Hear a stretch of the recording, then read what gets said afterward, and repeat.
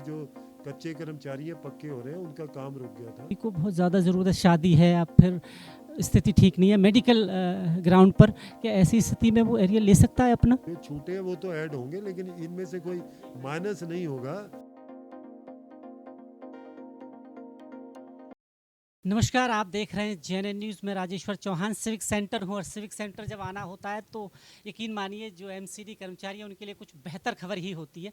और आज फिर एक बार आपके लिए बेहतर खबर लेकर आया हूँ, और ऐसी खबर जिसे सुनकर आप वाकई मुस्कुरा जाएंगे। Dams committee chairman Sandeep Kapoor ji हमारे साथ हैं। जितनी भी खबरें हैं आती यहीं से हैं, और ये बड़ी खबर है। अनाउंस तो करी दी थी सर ने, पर बहुत सारे सवाल थे जो आपके मुझे मैसेज आ रहे थे कि और भी क्या क्या चीज़ें हैं, वो पूछने आया हूँ। कपूर साहब, बहुत बहुत स्वागत है आपको। सबसे पहले तो बधाई, 12 जून 10 आपके पास। और स्टैंडिंग जो कमेटी की चेयरपर्सन है उनका भी सेकेंड टर्म है। कर्मचारियों के हितों के लिए बहुत कुछ है अब तो। और कल वाली खबर सबसे बड़ी है, इस पे सबसे पहले प्रतिक्रिया। नहीं, इस पे क्या था कि 2 महीने पहले एक ऑर्डर इशू किया था डिपार्टमेंट में, जिसमें उन्होंने कहा था कि रेगुलराइजेशन की जितनी भी फाइलें आएंगी उसमें जो एरियाज हम कर्मचारियों को देते हैं, क्योंकि जब उन्हें हम पक्का करते हैं तो पिछले कई साल पहले से पक्का करते हैं, क्योंकि ये सभी कर्मचारी हमारे पास काफ़ी समय से काम कर रहे हैं, तो उसमें कुछ सालों का एरियाज देते हैं, मतलब तनख्वाह उस डेट से बढ़ा के, और वो जो जितना अमाउंट बनता है टोटल उनको देने की हमारी कमिटमेंट होती है, तो उसको एरियाज बोलते हैं। तो अभी तक तो हम पक्का कर रहे थे, सीधा फाइलें आती थी, उनकी अटेंडेंस है, उनकी ज्वाइनिंग है, ये सारे डॉक्यूमेंट्स थे। लेकिन उसमें कंपल्शन लगा दी कि जो एरियाज़ हैं वो भी कैलकुलेट करके दें। तो उसमें कुछ दिक्कत आ रही थी, क्योंकि जोन्स के अंदर वो कैलकुलेशन शीट बनाने में समय लग रहा था, और उसका नेगेटिव इफ़ेक्ट ये हुआ कि जो रेगुलराइजेशन के लिए फ़ाइलें तैयार थी वो सभी फाइलें रुक गई। तो ये एक बड़ी बाधा बन के आया कि भाई जो कच्चे कर्मचारी हैं पक्के हो रहे हैं, उनका काम रुक गया था। तो जब यूनियंस ने और कर्मचारियों ने बातचीत की तो मैंने इस विषय में मेयर साहब से लेके कमिश्नर साहब तक सभी से बातचीत की। उनके जो प्रश्न थे, उन्हें जिस वजह से लागू किया गया था, उनका समाधान निकाला गया, और उसके बाद जो है ये कल ये ऑर्डर जो है निकला, जिसमें जो बाध्यता थी कि एरियर की शीट लगनी है, उस शीट की बाध्यता कम हो गई है। एक एफिडेविट है जो कर्मचारियों को देना है, और रेगुलराइजेशन का प्रोसेस अब तेज़ी से शुरू हो जाए। एफिडेविट जो है उसमें क्या डिक्लेरेशन करना है, वो कैसे? कर्मचारी कहीं कंफ्यूज है कि एफिडेविट में हमको क्या भरना पड़ेगा? देखिए, एफिडेविट में ये भरना है कि जो बहुत सारे कर्मचारी एक ग्रुप बनाकर कोर्ट में चले जाते थे, और उसमें जो है वो बड़ा कन्फ्यूजन क्रिएट हो रहा था। तो और इसके अंदर कोई भ्रष्टाचार की बदबू भी आ रही थी। तो अभी ये बड़ा क्लियर है कि क्योंकि हम लोग अभी इस प्रोसेस में है कि आपको पक्का कर दें, आपकी तनख्वाह बढ़ जाए, आपके आने वाले अलाउंस बढ़ जाए एरियाज़ के लिए, क्योंकि निगम की स्थिति अभी वित्तीय स्थिति इतनी भी अच्छी नहीं है कि हम सारे एरियाज़ दे सकें। लेकिन आप ये भी आपको पता है कि जहाँ पहले तनख्वाहें 2-2 3-3 महीने लेट होती थी, आज बिल्कुल सेम, जैसे ही महीना ख़त्म होता है तनख्वाह कर्मचारी अकाउंट। तो अब हम इस स्थिति में आ गए हैं, आने वाले समय में जैसे जैसे आर्थिक स्थिति ठीक होगी एरियर्स भी देंगे। तो अभी हमने कहा कि 3 साल तक इस पर आप अभी कोई हमें 3 साल का समय दें, जो भी कर्मचारी पक्का होता है, और 3 साल के बाद इस एरियर्स को जो देने का हम पूरा प्रोसेस शुरू करेंगे। तब तक आप ना किसी अदालत में जाएं, ना किसी कोर्ट में जाएं, और थोड़ा सा इसमें धैर्य रखें, भाई इतनी बात। इसमें एक सवाल ये, मान लीजिए किसी को बहुत ज़्यादा ज़रूरत है, शादी है या फिर स्थिति ठीक नहीं है मेडिकल ग्राउंड पर, क्या ऐसी स्थिति में वो एरिया ले सकता है अपना? अगर जैनबन है कुछ, अगर ऐसा भी नहीं है 3 साल बिल्कुल नहीं? कोई ऐसा प्रोविज़न नहीं है। आपको पता है कि कर्मचारी पक्के होने की सबसे पहली प्रायोरिटी कर्मचारी की पक्के होने की है, और कर्मचारी भी नहीं चाहते कि जो हम पक्का होने का हमारा जो पूरा प्रोसेस है उसमें कहीं अटकाव आए। तो आज प्रायोरिटी जो है उनकी, उसी हिसाब से हम काम करेंगे। अभी सर एक चीज़ और, 5,700 जो 50 की लिस्ट आई थी, उनमें जिनके नाम हैं वो अपने आप को आप पक्के की श्रेणी में मान सकते हैं? फाइनल लिस्ट है, या इस कुछ कर्मचारी इसलिए कंफ्यूज हैं कि इसके बाद भी कोई फाइनल लिस्ट आएगी? ऐसा तो कुछ नहीं, वही फाइनल थी उसमें जिसके नाम है। तो ऐसा होता है कि ये जो कर्मचारी 5,750 लिस्ट में है, ये तो लिस्ट में है ही। लेकिन क्या होता है कि जब आप इतना बड़ा काम करते हो, कुछ छूट जाते हैं, जो छूटे हैं वो तो ऐड होंगे, लेकिन इनमें से कोई माइनस नहीं होगा, ये तो पक्के ही हैं।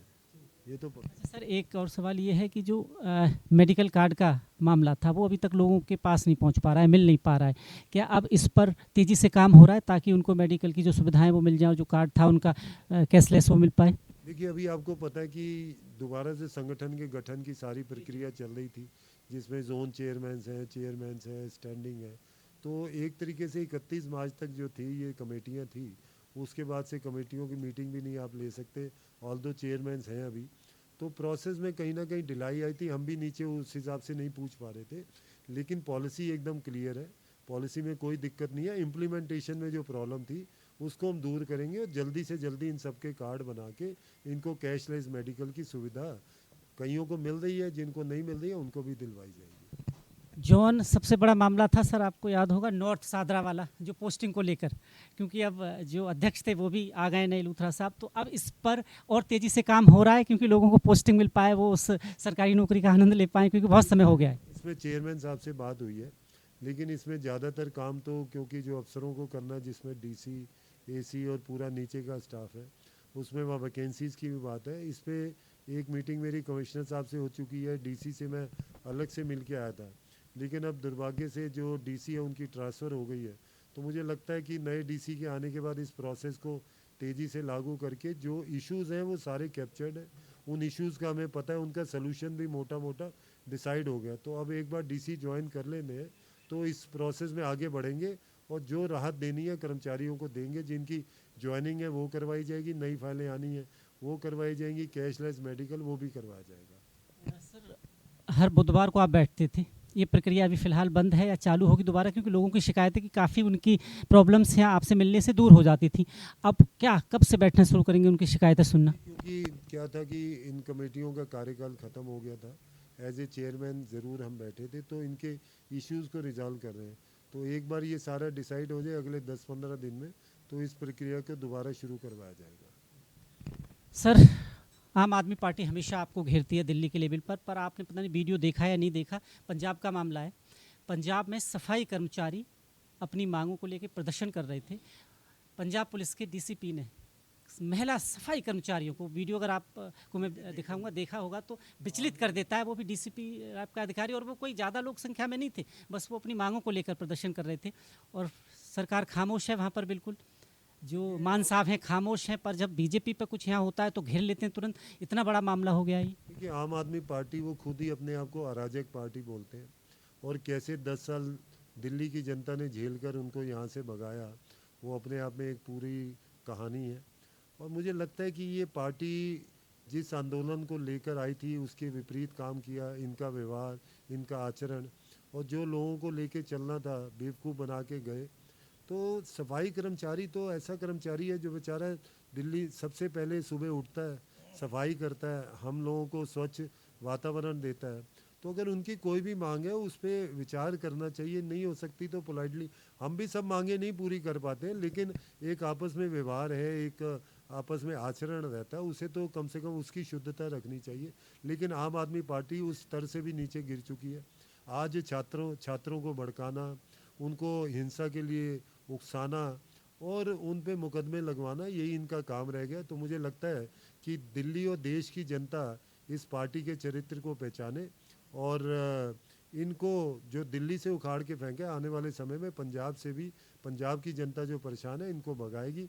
और ख़ासकर सफाई कर्मचारियों पे जो जुल्म किया है ये ईश्वर देख रहा है, इसका इन्हें ज़रूर परिणाम भुगतना पड़ेगा। आखिरी सवाल फिर उन्हीं नीचे बैठे अफसरों के लिए, जो अब भी ये सब होने के बाद, आपके इतने बड़े ऑर्डर सर्कुलेट होने के बाद भी कहते हैं कि काम ठीक से नहीं करते हैं अभी भी, और कर्मचारियों को कहीं ना कहीं इधर से उधर दौड़ाते हैं, उनके लिए क्या मैसेज है कि अब कैसे काम करें वो? देखिए, व्यवस्था बड़े समय से चलती आ रही थी, उसमें बहुत सारे हमने चेंजेस किए हैं, और ख़ासकर पिछले 1 साल में बहुत सारे ऑर्डर्स निकाले हैं जिसमें हमने क्लैरिफिकेशंस भी दिए हैं। लेफ़्ट आउट की लिस्ट है, आपके सीजी केसेस को रेगुलराइज करने की टाइमलाइन फिक्स करनी है।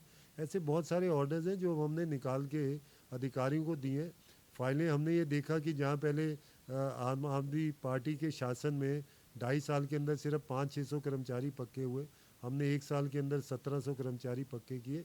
और अब जो हमारा टारगेट है 9,400 कर्मचारी पक्के करने का, और ये टारगेट नीचे दे दिया गया है। अब जो एक बाधा थी वो हमने दूर कर दी है, और सभी अधिकारियों को हम लगातार अब संपर्क में रहेंगे और जोन से कितनी फाइलें कब आ रही हैं उसकी ट्रैकिंग करके और जो उनका पेंडिंग काम है उसको भी हर महीने हम हाईलाइट किया करेंगे। और मुझे लगता है कि इन सारे प्रिकॉशंस लेने से, ऑर्डर्स देने से जो कर्मचारियों को पक्का करने की रफ्तार है वो कई गुना तेज़ी से बढ़ेगी।